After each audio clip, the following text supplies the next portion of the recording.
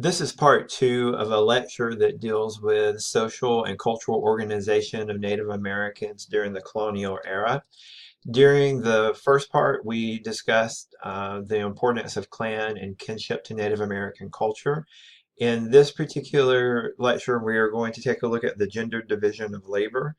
And then from there, we're going to take a look at interactions between Native Americans and Europeans during the colonial era and talk about changes that began to occur during the 18th century as a result of those interactions. So this is a map that uh, sort of lays out for you the different claims that Europeans had to the different geographic areas of North America.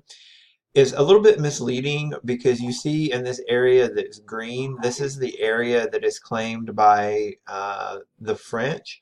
But the reality is that even though they claim this very large territory, the French were mainly settled in New Orleans and in Montreal and in a few settlements along the Mississippi River and in the Ohio Valley Territory.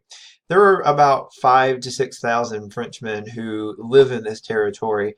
The vast majority of the people who live here are actually Native American in origin. So the French may claim it, but it's largely controlled by Native groups that live in that area. The yellow represents the territory claimed by the British. Here is Virginia, the place where Pocahontas is from, that you may have read about or heard about in a previous lecture. And to the south, in the blue area, is the area that's claimed by the Spanish Empire. The reality, though, is that this is the very most northern claims that the Spanish have in the New World. The heart of their empire is actually down south in the modern nation of Mexico. Again, this is lightly populated by Europeans. Very few Spanish people live in this area. It's largely controlled by the Native Americans who inhabit this territory. And before we move on from this map, I'm going to be mentioning a woman named Mary Musgrove, who was a Creek Indian who was from this territory right here, modern day Georgia and Alabama. So I want to get back to the discussion of um, the gender division of labor. That is a term that historians use to denote the different types of work that men and women did within their societies based on gender. And the Native American societies were largely organized in a way that was very different from Europeans. So, as an example of this, I'm going to discuss the origin myth of the Cherokee people. So, if you read the origin myth of the Cherokee, they believe that all Cherokee people trace their lineage back to two descendants, a man named Conate and his wife named Selu. Conate is a Cherokee word that stood for lucky hunter. And in this myth, Conate is the person who goes out and hunts deer and provides that for the diet of his family. Um, the fact that the original Cherokee man within Cherokee society was named a lucky hunter demonstrates that they placed great importance on men's work as it related to hunting, particularly in the southeast, the hunting of deer. But Plains Indians as well, or Native Americans west of the Mississippi, those men also hunted as well, but they hunted buffalo or different types of animals. But in the southeast with the Cherokee, it would have been deer. So within Native American society, men had the primary responsibility for hunting, but they also had responsibility for diplomacy and war. And so that also means that they would have been the ones dealing with outsiders to their tribes. So merchants and the militia, just different people from outside their tribes would have been expected to deal with the men because men were the hunters, they were the ones who dealt with diplomatic relations, and they were the ones who engaged in warfare. The According to the Cherokee myth, The original Cherokee woman, her name was Silu, and that is the Cherokee word for corn. And that is important because it demonstrates that for Native American women, their primary work was in farming. So, in particular, in the Southeast, Native American women would have grown corn, squash, and a variety of different types of beans. So it was through, though, their farming of the land that Cherokee women provided for their families. And so there's kind of a balance here, if you see it, if you can see it, in that Cherokee men hunt deer, which provide the protein, whereas Cherokee women would grow corn and other squash and beans and other plants that would have provided the different carbohydrates and nutrients that were needed. So they balance one another out in those ways. And it's not the case that men or women were more important than one another. It's that they balance one another out.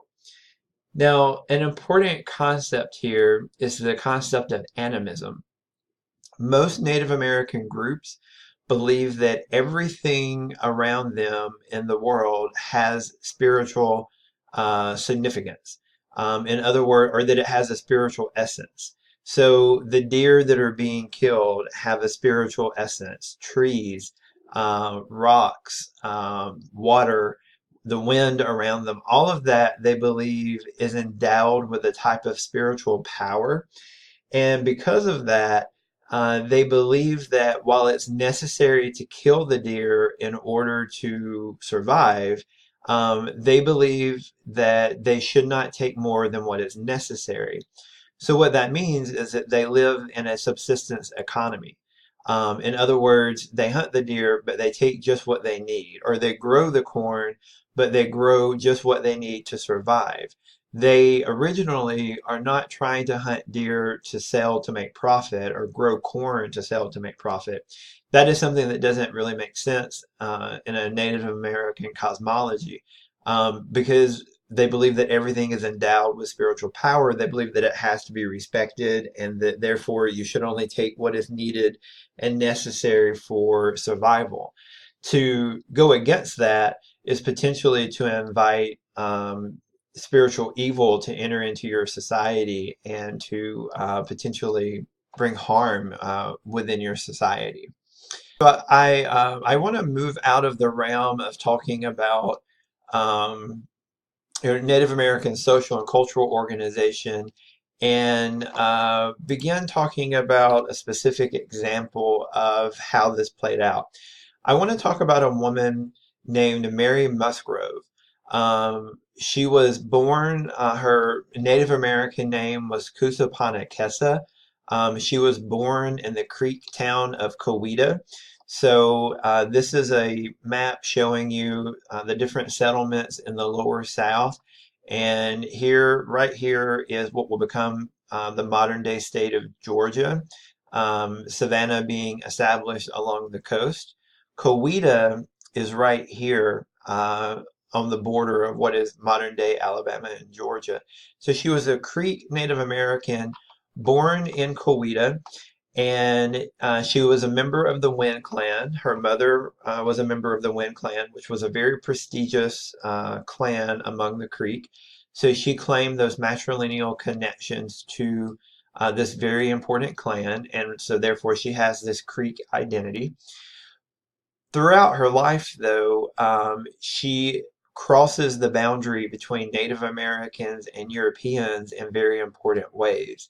So, first off, while her mother was a Creek woman who was a member of the Wynn clan, her father was a man named John Musgrove, who was an Englishman from South Carolina who was a merchant. So he came in, John Musgrove came into Coweta and established a relationship with Mary Musgrove's mother in order to establish ties of kinship and to establish connections that would help him in his business as a merchant and as a trader. But because so she's part English, but she's also part Cherokee or part Creek as well because of her matrilineal connections.